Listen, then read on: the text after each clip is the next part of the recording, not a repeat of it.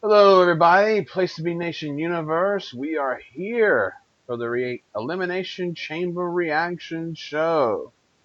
What a show this was. I'm your host, Kris, joined as always by my co-host, the Oracle of the WWE, Devon Hales. And Devon, historic show tonight. 2 Elimination Chambers, the women and the men, and yeah, definitely going to be interesting to see how it goes from here. The last Raw only pay-per-view we will have.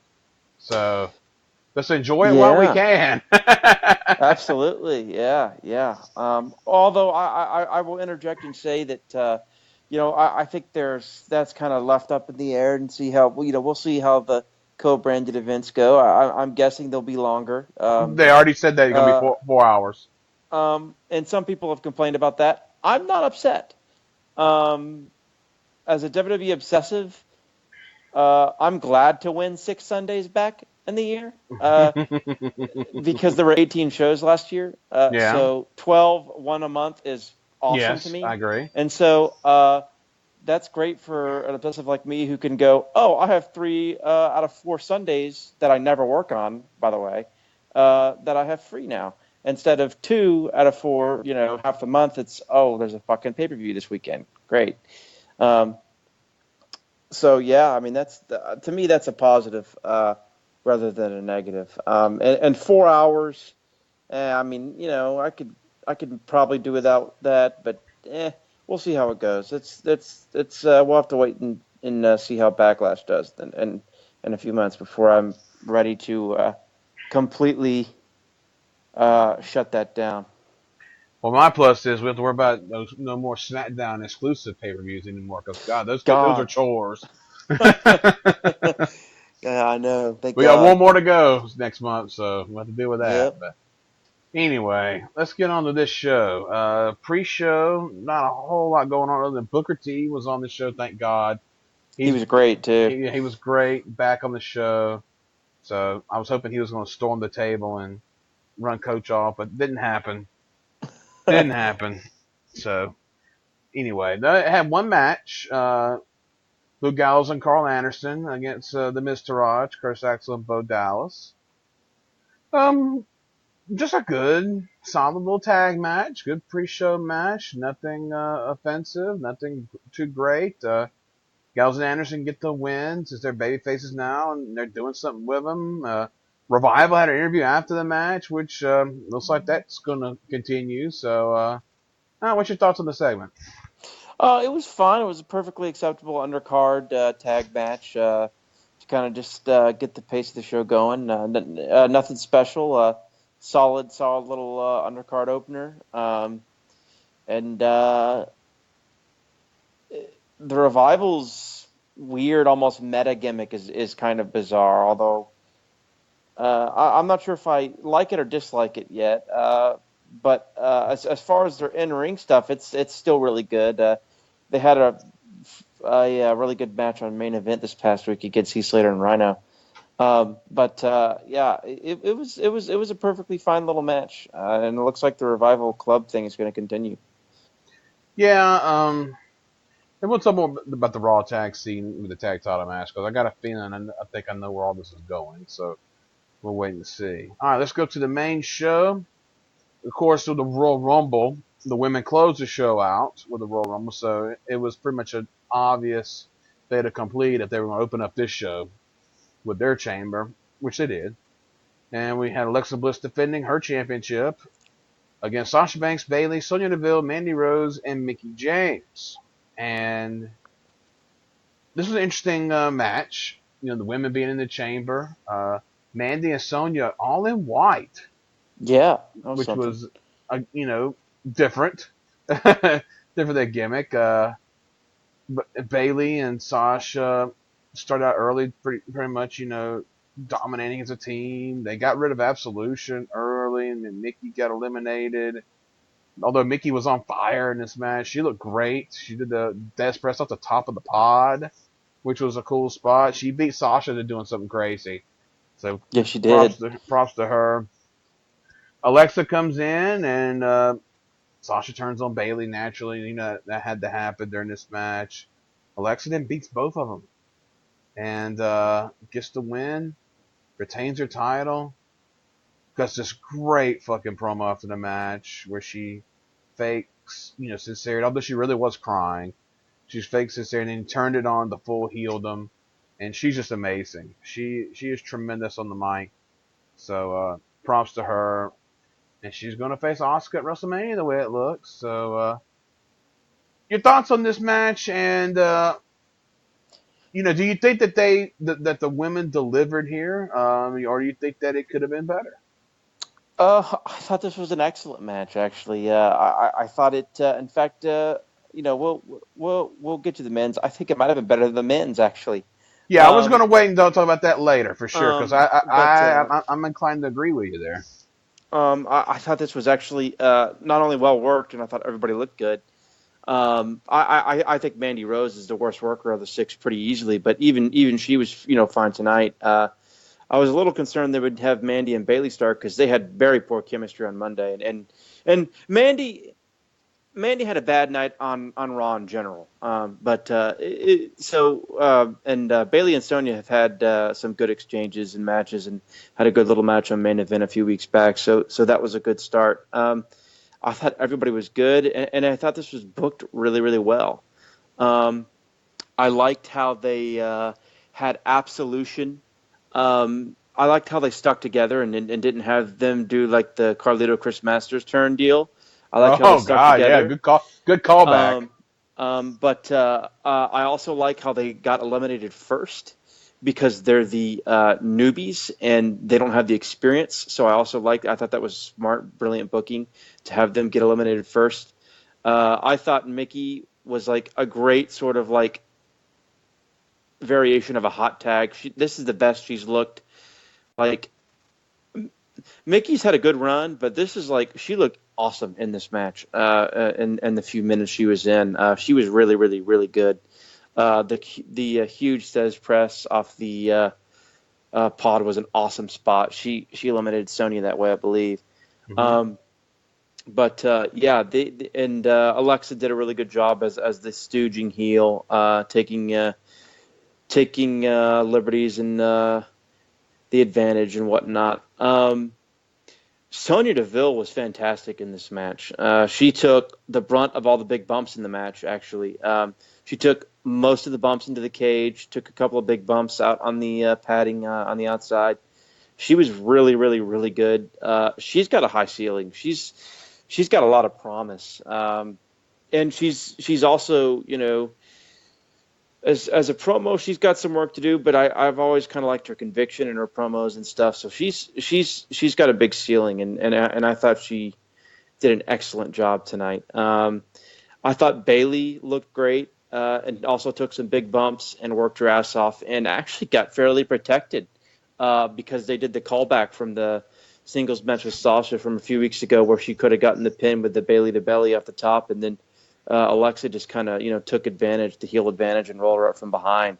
So Bayley got very much protected in this match, whereas, in most of 2017, she was not protected in the booking. So she's been given a fair and nice little push. Really, the whole entire women's division and really the entire Raw roster has been booked really well, and everybody has a believable chance of looking competitive and looking like they might be able to win. So I mean that's just a nice nod to the booking there. But I thought Bayley and Sonya, the first two who started out, were awesome throughout the entire match. And of course Sasha was great. I liked her character work a lot when she, did the turn on Bayley and her aggressiveness. She was really vicious in this match, which I have to give her a huge plus. The one negative, the Twisted Bliss, by the way, which was fucking insane, yes. Off the pod. I believe they were trying to do a cross-body counter spot with that. But my biggest complaint is that that's just too ambitious. You can't do a spot like that and do the cross-body counter from that height and from something that magnificent. Like that probably should have been the finish. Although I will say that the urgency and drama of the struggle with the bank statement after the follow through that was awesome and really well worked. And the finish was very good as well. So, I mean, that was probably a bit too ambitious of a spot to try to do the crossbody counter, and they obviously botched it a little bit. You could tell, but yeah, it was an excellent match, really well booked. Everybody looked good, and of course Alexa's promo afterwards was awesome. So, I'm gonna give that match a big thumbs up for sure. Yeah, and I thought the psychology of this match was tremendous. It was like an old school War Games type psychology in a way where, Absolution had the 2-on-1 advantage, and then Sasha comes in to even the odds. And then I like what they did with Mickey. They did the deal where Mickey was supposed to be Alexa's, I would say, henchman or anything, but she was supposed to protect Alexa, and then she gets eliminated for Alexa even gets inside the match. Yeah, that was excellent booking there for sure. Yeah, I like that a lot. Yeah, it's definitely interesting to look at the contrast of the booking in that one compared to the booking in the men's match. But yes, I mean, this one was on point, and the women just brought the aggression throughout, which they do. That's what the Raw women just have aggressive matches, and Sasha and Alexa are the two catalysts, and then when they're against each other, oh my God, you're gonna get some fire there from them because there is legit heat there between the two of them. So I thought this was a tremendous match, and Alexa's the right call to win. She's the obvious ace of the division right now, and she's cleaned the whole division out except for Asuka. So That's your Mania match. The woman that she hasn't been able to beat, who's also happens to be undefeated. So, I mean, this is like a pure sports booking right here. It's great stuff. So, props to everyone involved. The women showed out. They showed why they deserve to be in these types of matches, and I'm so glad for them because they killed the Royal Rumble match. They killed the Chamber match. So, props to all of them. And, it's going to be interesting way to go. I got to think Sasha Bailey's got to be a singles match for Mania. Oh, yeah. I actually have another theory about what they're going to do. And we'll talk about that after the Nia Asuka match. But we can go ahead and go to the tag title match. Yes, and isn't it funny how times have changed? When the women used to be the match, there'd be the cool-off match, the bathroom break. Now it's tag title matches that in that regard here. As they're at the bar, Sheamus and Cesaro defending their titles because Titus Worldwide, not Apollo Crews anymore, That's and right. Titus O'Neil. I thought the match had some good and bad. It was a little disjointed at times. Sheamus and Cesaro, of course, are awesome. Titus had his issues during the match. Apollo was okay. I mean, it was fine. But, the Bar got the win. They retained their titles. So they're going to move on. And I got to think that we're going to get some big multi-team match with the Raw tag teams at Mania or something like that for the titles. That's just my opinion. So curious to see what you think about that and your thoughts on the match. I thought the match was actually pretty good. The biggest issue with the match is just Titus Worldwide just isn't over. Nobody really cares about the gimmick very much. Even though I actually do enjoy it, and I think Titus, Apollo, and Dana put everything into it. People just don't seem to get into the gimmick. I actually think this is a good role for Apollo, and I think he's actually shined really well in the tag division. He's had a good year this year. Yes, he has, absolutely. And he, speaking of main event matches, I believe he had a good one with Kurt Hawkins earlier in the year as well. I'm repping main event this week. Of course, that's your show. Yeah. Grand Metal League versus Tony Nese was actually excellent this week. Oh, I can believe it. People should check that out. Two great workers. Yeah, absolutely. And I think this is a good role for Apollo, and I think he's much better fit in it. I think, there was some sloppiness and stuff like that, but I thought it was a pretty well worked match.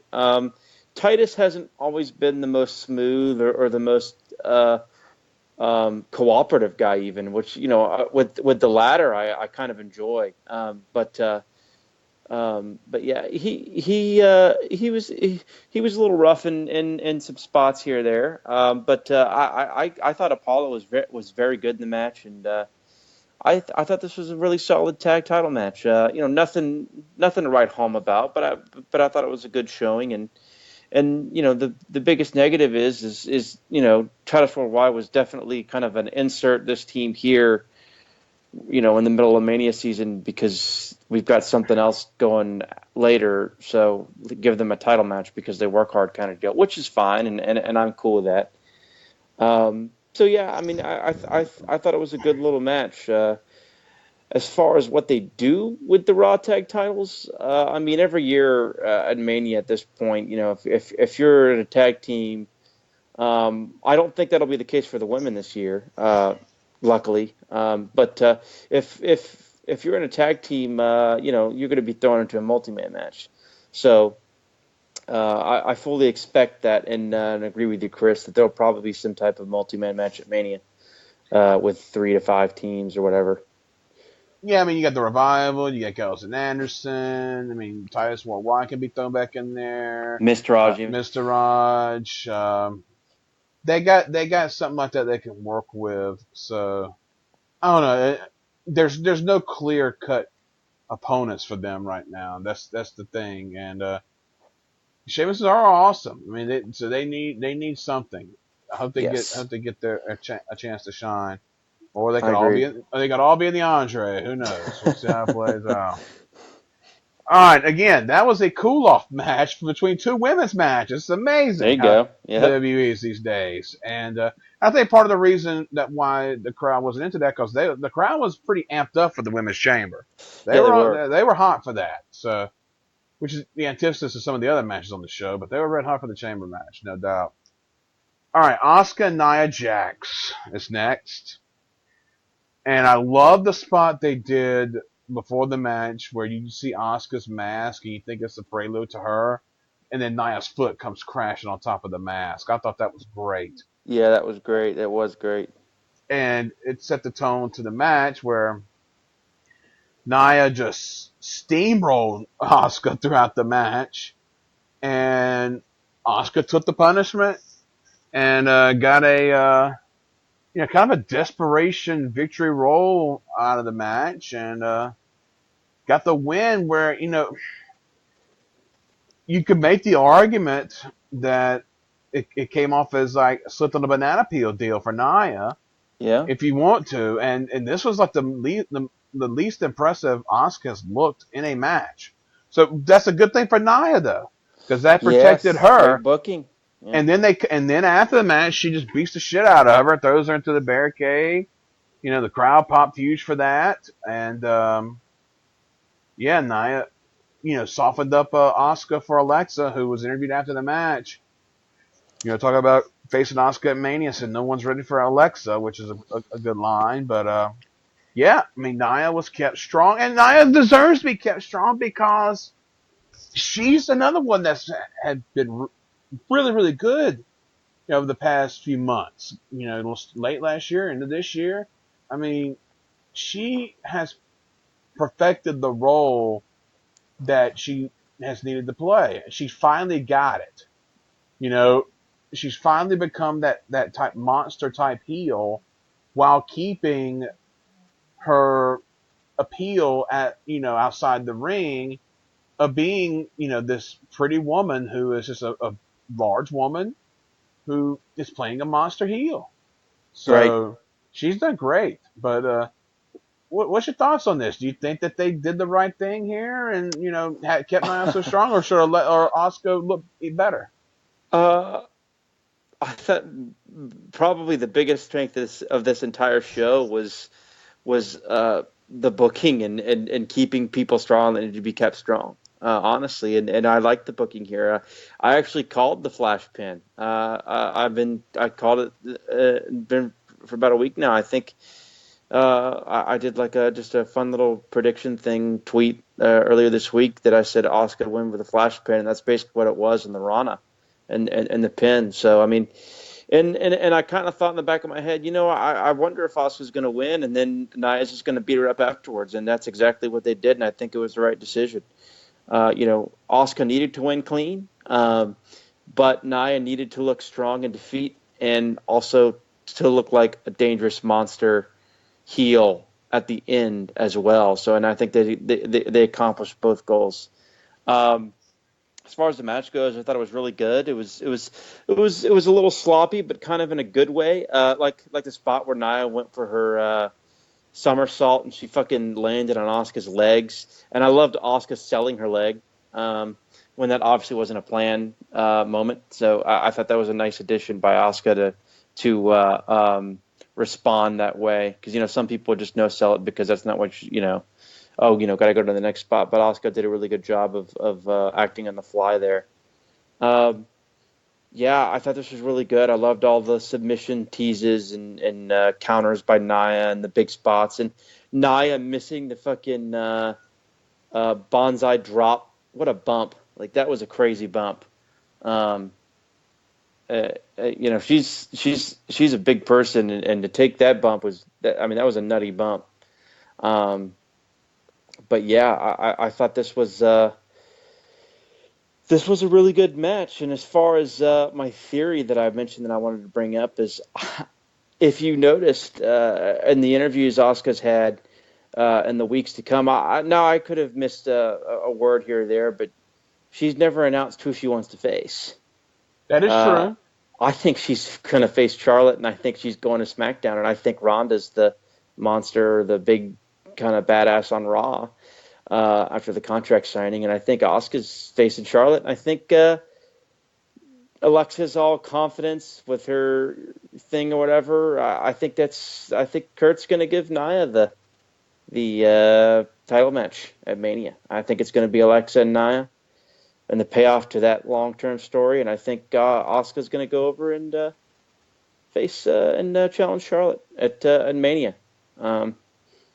Simply just off the fact that she hasn't specifically picked her opponent yet. You're right.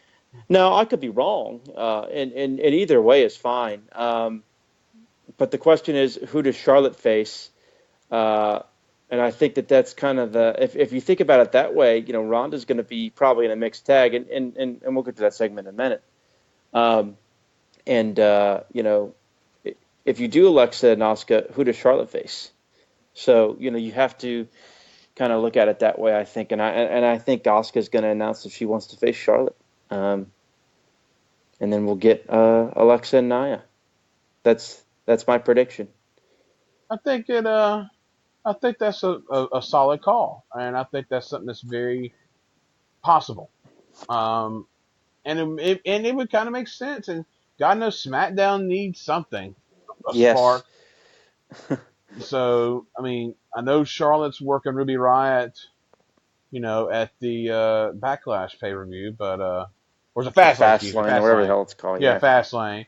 Working on Fastlane, so I don't think there's going to be a title change there. So no. Asuka and Charlotte, that makes sense, and it's a match that's never happened. So, and it could be a way to turn Charlotte heel again. Right. Which she needs. Yes. Badly. Yes. So, yeah, looking at that perspective, that's definitely the right way to go. And it could have Alexa and Nia. That'd be your Mania match. Yep. So, yeah, we'll see. We'll definitely see. I like that thinking.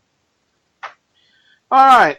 Now, we come to Broken Matt Hardy versus Bray Wyatt. And what a match this was. It had all your imagery and stuff that you would expect from these two. It had the fans throwing a beach ball around and getting all upset when that got taken away. They were chanting all their different things, like Rusev Day. If he can't get on SmackDown, he can get on a Raw pay-per-view, that's for sure. No. And they got into it towards the end. Of course, we got the twist of fate by Matt. Matt finally beats Bray. Hopefully, this is the end of that. God, please. And I'm kind of wondering here, and just not thinking about it. Jeff is not too far from coming back, is he? No, he's not. I mean, he had a surgery in September, if I'm not mistaken. That's 5 months. I believe his injury was about 5 months exactly, if I'm not mistaken. So he should be Well, back sometime soon. maybe maybe we can see the Broken Hardys against the Bar at WrestleMania. It's possible. That would be interesting because I said on Twitter and I firmly agree. I don't think the gimmick works as well without Jeff Yeah. somewhere involved with it, and Right. he needs to be in there. And we had the obsolete song was sung during this match for the first time on WWE television as well, Yes, and it was. That's Jeff's thing. Yes, it So is. maybe that's foreshadowing, but I know that these are two of your favorites at the moment, and Yeah. this was the match you were looking forward to the most in the Oh, of show. course. Sure. So did this match deliver to your standards? Sure, it did. It was not awful. It was just bad. I mean, it was not a good match. The bullshit stuff early didn't really work all that well. I mean, some of the fans got into it, and then the fans got bored and did the beach ball gimmick and were chanting shit, and then I'll give Bray and Matt some credit. They decided, oh shit, the fans don't give a fuck, so let's do some big spots on the floor that look brutal, and then we'll start doing a work rate match. And that's what they did, and it picked up a little bit from there, and the crowd got into it at times a little bit, but still kind of were into their chants and shit. And then the match mercilessly ended, or mercifully ended. But yeah, it was not very good. But they did sort of react to the crowd and decided they were just going to go full work rate instead of goofy, wacky character bullshit. So, in some ways, I have to credit them for that. But otherwise, it was a pretty forgettable match. Yeah, I made the joke on Twitter that the crowd was doing all their silly chants and stuff. That they really wanted to be edgy. They should have sang "Wild Horses" to Bray after the story that came out this week about him spending all that money on a miniature horse for JoJo. Oh God. that supposedly was supposed to go to child support or whatever. Well, have you seen JoJo, folks? I mean, yeah, I can see a mini horse being bought. Hey, that's what you want, fire horse. Bray's no fool. No. But yeah, and he's somebody that it just seems like he's doomed right now, and he's definitely destined for the Andre. I gotta think as well. He's in that category now. There's nothing for him to do, which is kind of stunning to think about, because this was a guy who was in a WWE championship match at this time last year, won the belt, and was in a main event program at WrestleMania for the WWE title, and went into WrestleMania as a WWE champion. So it's pretty. It's a pretty big fall for him, although definitely deservedly so. Whether it's the booking or himself or giving everyone a disease in October, it's. I mean, I don't know. He's just not. He's not doing anything very interesting right now. No, he's lost in the shuffle. He needs to go back to SmackDown. He'll be around forever. God damn it. Well, I mean, they just need to re-gimmick him. They need to do something to change him up, because it's way past stale. Bring back Husky Harris. Hey, I mean that would be something. He probably has some better matches. That's for sure. I still think they should have done the deal during the Randy Orton feud where he cuts a promo on Randy and blames Randy for that punt during the build to the Punk Orton feud at WrestleMania 27, where he punted Husky Harris and he disappeared from TV. And then the punt was what made him turn into mentally ill Bray Wyatt. Yeah, that's a lost continuity angle for sure. Oh man. Well, this show was built around the Elimination Chamber, but the big deal in this show, and the thing that's going to be all over ESPN tomorrow or today as you're listening, and just everywhere in general, Ronda Rousey signing her contract with Monday Night Raw. And it was always going to be interesting to see how they were going to get to where they were going to get to. Well, as soon as Kurt announced that Triple H and Stephanie were coming out, then here we go. So they come out, and they're full-blown babyface when they come out. And talk about how great Ronda is, and this, that, and the other, while Kurt is making these facial expressions. And I thought Kurt was really good in this segment, doing what he did. I thought Kurt was great with his facials and just the way he was going, because you could see something was in the works. All right, and Stephanie's putting over Ronda after she comes out, and Ronda gets in the ring and starts talking. Now Ronda can talk, but she's not a great promo per se. But she can talk. It's interesting with her. So she gets out there, and the crowd's into her. They chant for her, but it was kind of awkward as well. It was weird. It's weird to describe it. It was weird. It's like that they were, part of them was trying, and they were, really getting into it, and the other part was like just, wanting to be anti everything. So you had a little dichotomy going here, and eventually you start hearing more of the pro Ronda crowd part than the other one. It's like they really worked the mics here in production. It was very noticeable there too, and Ronda started crying. From the reaction that she got. She was trying to get a promo, and again, she did okay, but she was kind of wooden. Well, thank God for Stephanie. Stephanie's awesome, tremendous heel. And as her and Ronda are doing their thing, you see that Triple H and Kurt's over there having some type of conversation. It's like, okay, what the hell's going on here? And then Kurt, starts talking about how, Triple H said that, it's been 3 years, but now we own the bitch. And before he could say bitch, they stopped him. But bringing up WrestleMania and how Ronda, embarrassed Stephanie and Triple H. And now this was going to be their payback. Which, you know what? That's great continuity booking. It is. It's tremendous. It makes a ton of sense. Because you sit there thinking, they're going to play off of it, you would think, because they have that. And they actually follow through with it. Now, of course, The Rock's not going to be involved, but, the way they set it up and Ronda putting over Kurt, and then Kurt playing the character he played, being the shit stirrer, and Triple H was great in this segment too.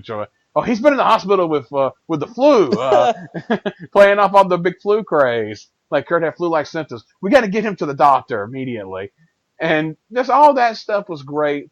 And then, Triple H eventually gets back in there and gets suplexed to the table. And Stephanie slaps Ronda really hard. And left a hand well on her face, supposedly. Yeah. And I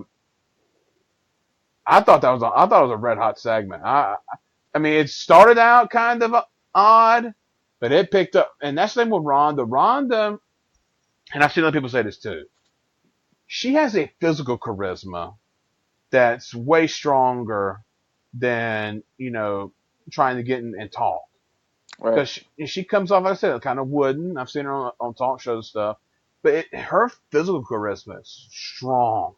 I mean, she looks the part when she's doing it. And they can work on the rest. Because God knows we've seen them take people that were not good and make them good promos. So she's going to have the best training she can have in that regard. But they have something. And it's going to be interesting to see where they go and if Kurt's going to be her partner, which I got to think he is, the way he was involved in this segment. So, looks like it. What's your thoughts about this? And is this going to mean that we have 2 shows yet again where we have dueling commissioner and GM deals here? I thought the segment started off really uncomfortable. It made me uncomfortable. It was so awkward, it made me uncomfortable. But that's just kind of how, it wasn't like the worst thing I've seen. It was just really awkward. Ronda Ronda was definitely marking out and the crying and stuff like that. It was, you know, in her defense for the promo, a lot of it was, this is the first time out there, and she was obviously overcome with a lot of emotion and excitement. So, and there were probably nerves. I don't even think probably is the word. But this is something that she's never done before. I mean, this is not MMA. This is basically live action performance. So it's different. But Kurt had me howling with laughter. I love Kurt Angle.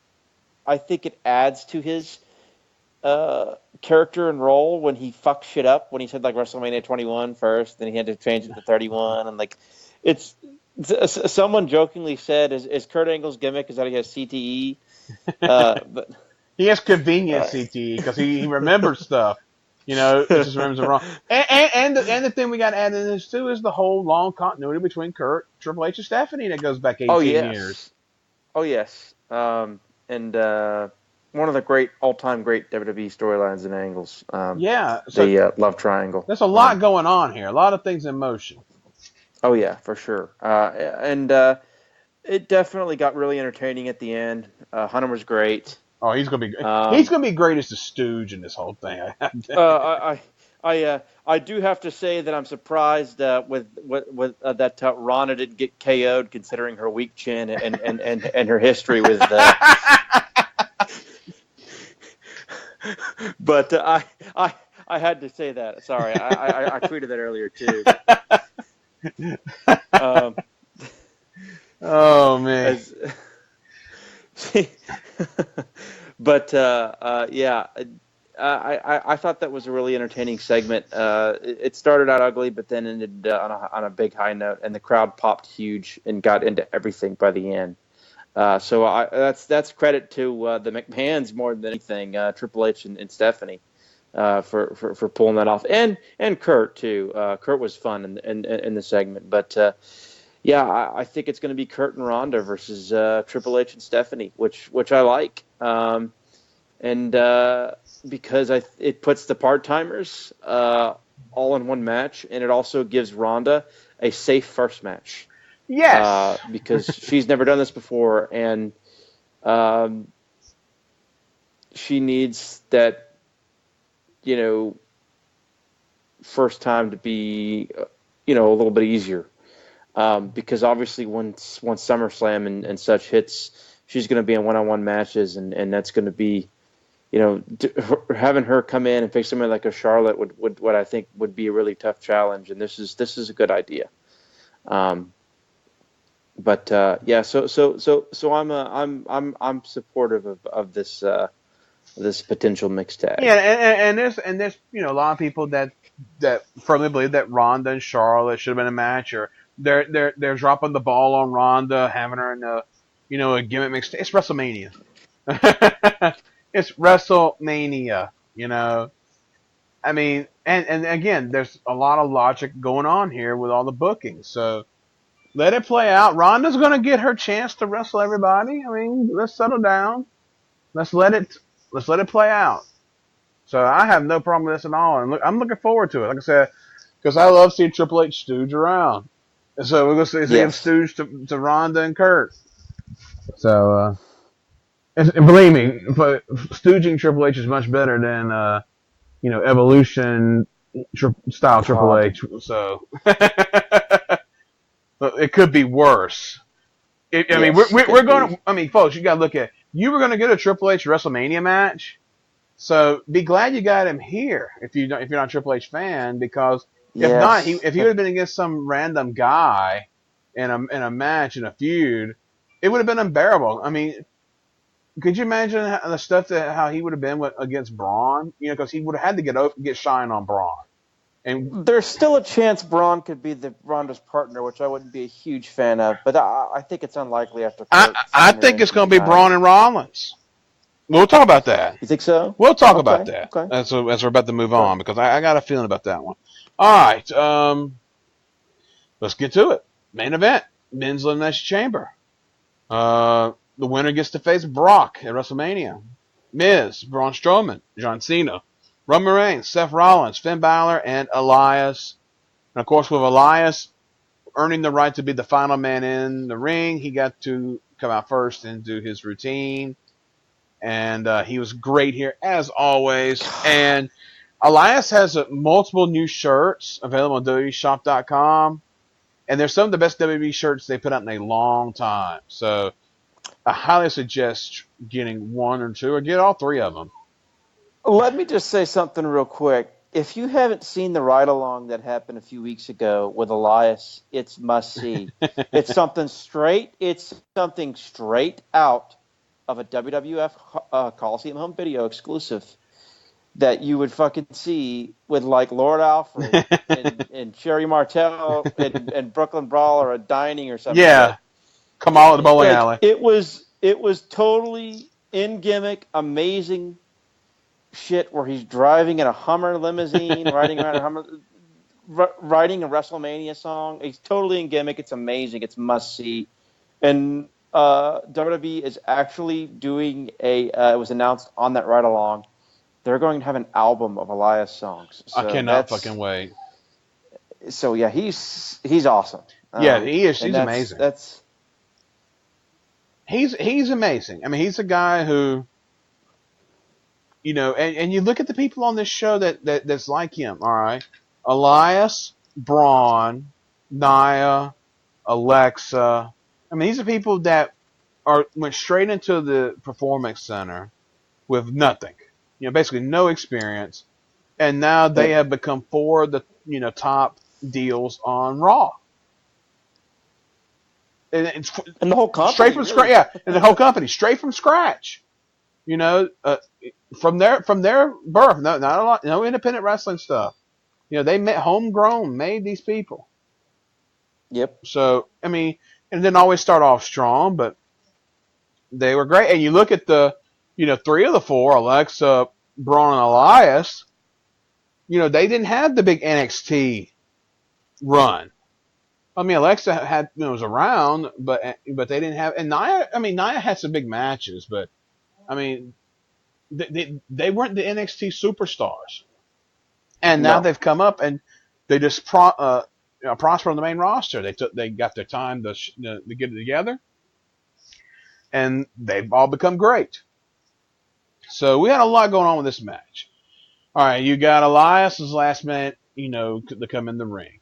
John Cena is on this mission to get to WrestleMania because God knows he can't have a WrestleMania match if he doesn't win the Elimination Chamber, which is hilarious. Of course not. It's not like he's John Cena or anything. And you know what was funny? Coach used that same logic with Nia during the Asuka match.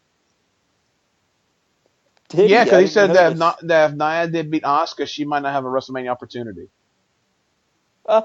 So that's an interesting way they're going now.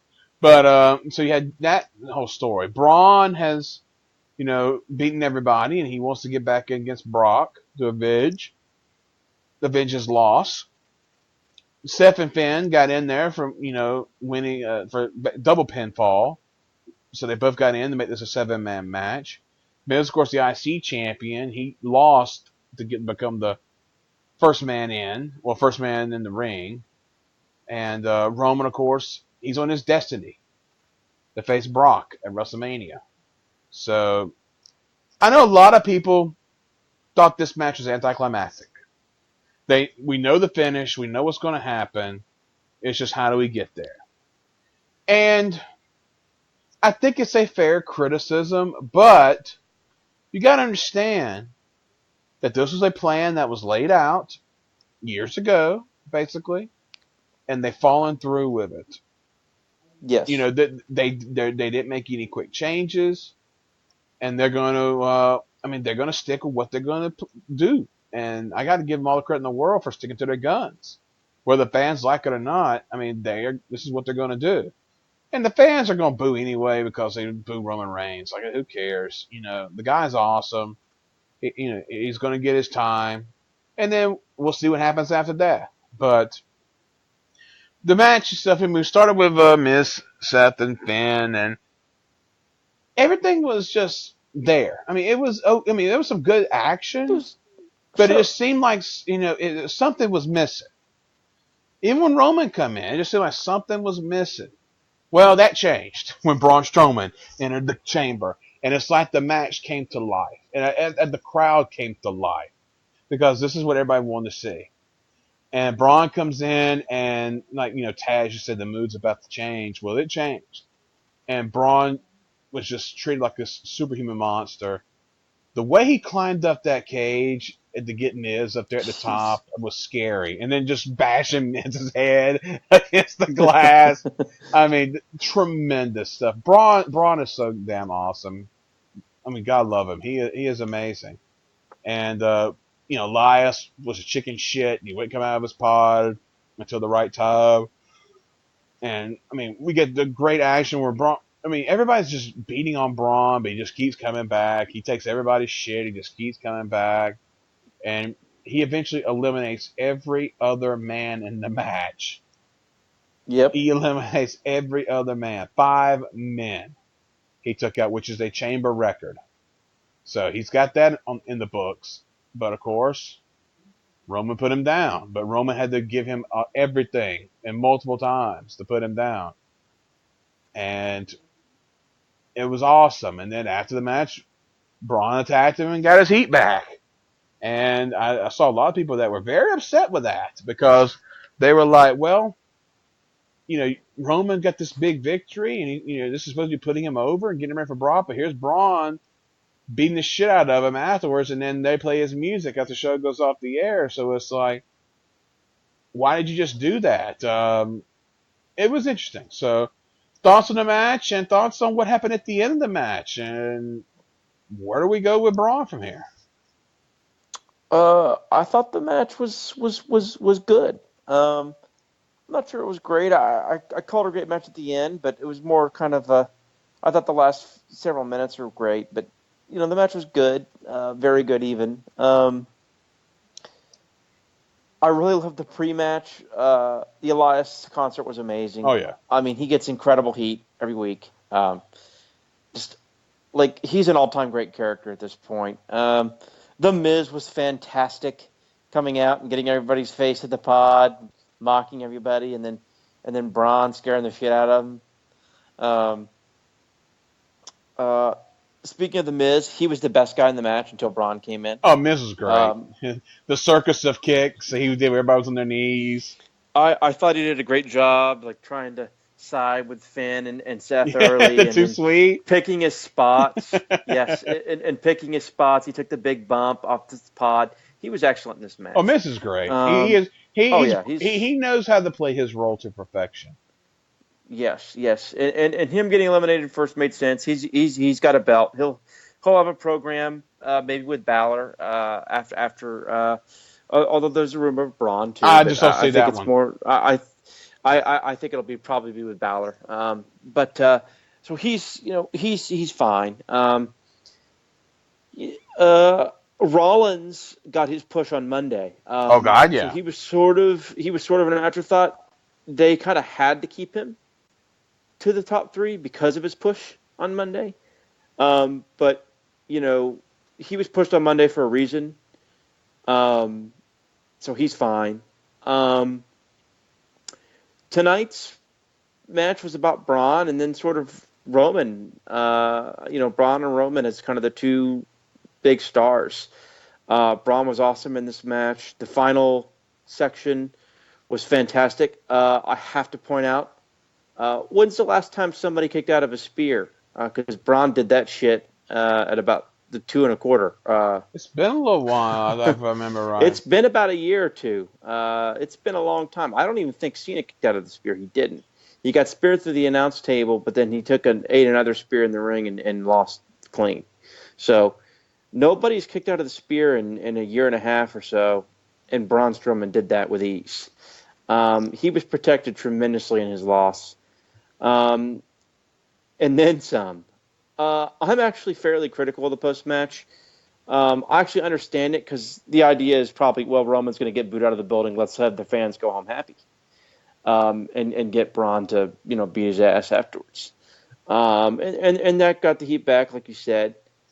Roman has not been presented as the top babyface in the company No. at any point, and especially in the last couple of months.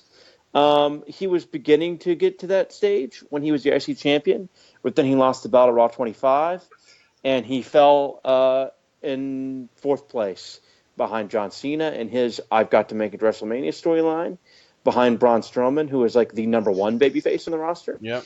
and behind Seth Rollins last week, who is now sort of like the underdog, like, Seth Rollins is trying to get back his spot kind of deal. Roman's fourth. They're not presenting him as a top guy. This is an issue.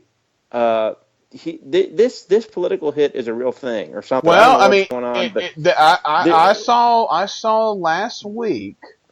I can't remember where I saw it, who was talking about it. But I mean, the thing is that Triple H is not a believer in Roman Reigns and having that spot. And the right. fact is, Vince is still in charge, but Paul has got more power. And Yep. because Vince is going to start devoting more time to the football, the upcoming football league. Mm-hmm. So I think this is something that they're going to do because Vince is still deep in charge. But how long will it last with Roman? Because Right. you could definitely see that Braun is the guy, and they got to be careful. He's the guy right now, Yes. Yes. and he is already like kind of crossed over in a way.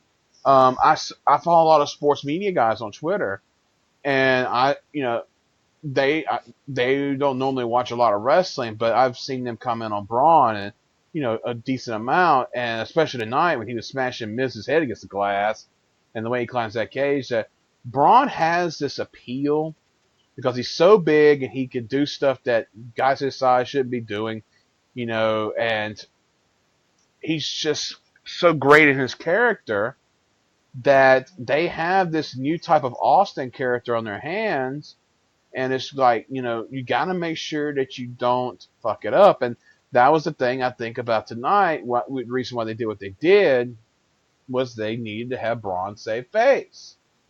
I mean, Yes. even though he beat 5 guys, he still lost the match, but they needed to have the save face. Problem is, he shouldn't have. So Right. you're in a dilemma here. Because I mean, the guy that you're supposedly going to have win the title at fucking WrestleMania. I mean, forget about him getting boos. That's been going on for a long time. Forget that. He doesn't even present it as a top babyface. So, you've got 6 weeks to sort this shit out. I don't think they can do it. So, Well, you look at look, I'm a huge, massive Roman Reigns fan, yeah. but I don't think they should main event the show with Brock and Roman. I think that should be in the middle of the card. Um, I think they should main event it with something else. well, I mean, I think it's going to go. Maybe Cena Taker at this point. That would be where I would go. I mean, because that looks like that's the match on the books is John Cena and Undertaker. But I mean, they kind of have to go with Roman and Brock last. But it'll be a situation like it was years ago when they did that when they went on last the first time. Yeah. Where it's kind of like, they're on last, but that wasn't the main event of the show. And the whole thing with Rollins coming out. So, I mean, the big match on the show, no matter what, it's going to be the Ronda match. I mean, that's going to be the match. That's the money maker, whatever, right there. Yeah. So, I mean, Roman Brock's the right decision because there's a 3-year build, and I want to see it. And the match was a classic the first time, and I think it'll be a classic the second time. The presentation of Roman Reigns has just not been quality, in my opinion. Some people would be astonished at me complaining about the presentation of Roman Reigns in terms of them not pushing him enough, but I just think it's true. He's not being presented as a top babyface. He's being presented as the fourth. He doesn't get the mic time. He doesn't get the TV time. I mean, he gets that work rate matches every week, which is awesome. but he's not being presented as a like. It's not even about him not being a credible threat. It's more. I don't think that's the case at all. I think it's more about him not being presented as an important piece of the puzzle, so to speak. Because Braun's like the guy and his story, and then you've got the Cena story and the Rollins story. Roman doesn't really have a. I mean, he does, to get that rematch against Brock, but they're not really. They haven't pushed that narrative. I think it's coming now in though. the last couple of months. Yeah. Oh, they but will. The problem is that now what they did tonight, the fans want Braun to be in the match. Yeah, there you go. Yeah. So you're kind of gonna have to figure something out here. I mean, you put yourself in a spot because if Braun's not gonna be in the match, it's not gonna be a 3-way. Then how are you gonna have Braun out of the situation? I think where they go. I don't know. Is I think they do Braun versus Rollins at Mania, where the winner becomes number one contender. Okay, I kind of like that idea. I think that's how you do it. That's probably a good idea. I mean, it's just the thing that sticks out because Cena Undertaker is a thing. Miz and Balor. I mean, that should be the IC title match. I mean, Braun and Rollins are the two guys that don't have nothing. So right, put them against each other. Elias will do a concert probably at the start of the Andre. I think Elias. Yeah, I don't think Elias has a match. I think Elias does the concert and he gets his interaction with The Rock. If the Rock does show up, which I can see Rock showing up for a cameo, but they're gonna have. I mean, there's gonna be a celebrity angle with Elias. I gotta believe. Oh yeah, I think so too. I mean, if they bring in some big musician or somebody like that, that's your angle. Elias is gonna be an angle guy. For the show. Yep. So, I don't know. I mean, it was just interesting how everything ended. So, I don't know. And Roman was on Raw Talk as we were recording, which of course I didn't listen to, and he looked like he had been through the match. He looked like his eye was kind of black. Yeah, he got a swollen eye or black eye or something. Yeah, you could tell at the last section when he had the face-off with Braun that he had gotten his eye banged up some way. And John Cena cut this big heartfelt promo, which we didn't really get to hear. And the way, I mean, he was eliminated middle of the road in the match, and he was eliminated, fairly nonchalantly by Braun. The booking of John Cena lately is so intriguing of how they've been handling him doing the jobs, and just how he's been looking. But us knowing what's going to happen, he's going to come out there and know that he has to call the Undertaker to get a Mania match or something. So we'll see. Tonight, whatever's Raw. It's a big one. Definitely a big one. And it's going to set the tone because there's no more Raw pay-per-views until WrestleMania. So now let the build begin. So we'll see how that goes. But tonight, Elimination Chamber. Thumbs up, thumbs down, thumbs in the middle. Where do you stand? I'll give it a thumbs up. I thought it was a strong show. The ending was frustrating and weird and maybe not weird, but frustrating, interesting at the same time. Just in terms of presentation issues, but I thought this was a fairly easy thumbs up, even if there were a few things that were kind of into blunder territory. It was definitely a strong show. Yeah, I mean the chamber matches were strong in their own ways, and the women's match was the best match of the night. Yeah, I totally agree. And the Rousey segment achieved what it needed to achieve. So I got to give this show a thumbs up, and I think that it's going to be interesting to watch Raw for the next few weeks because Raw's been an amazing show, and we'll see how long they can keep it up. So I think they're on a roll right now, and hopefully that will continue as time goes on. All right. That's it for us. We will be back in a month to talk about Fastlane. Well, 2 weeks. 2 weeks. Oh my God, that's right. Yeah. Well, it is in March. 2 weeks. Right upon us. 2 weeks before we talk about that 5-way because God knows they can't do anything original. A 5-way for the title. AJ Styles against Kevin Owens, Sami Zayn, Dolph Ziggler, and Baron Corbin. Oh, sweet Jesus. And, Good Lord. wow. SmackDown has been something else. This pay-per-view could be, this could be something. This could be the complete opposite of what we've had. We had some really good pay-per-views lately. This one could be the one. So we'll see how that goes. All right, Devon, appreciate it, brother. Thanks as always. Yes, sir. And we will be back in a couple weeks. This is Kris saying so long from the Peach State of Georgia.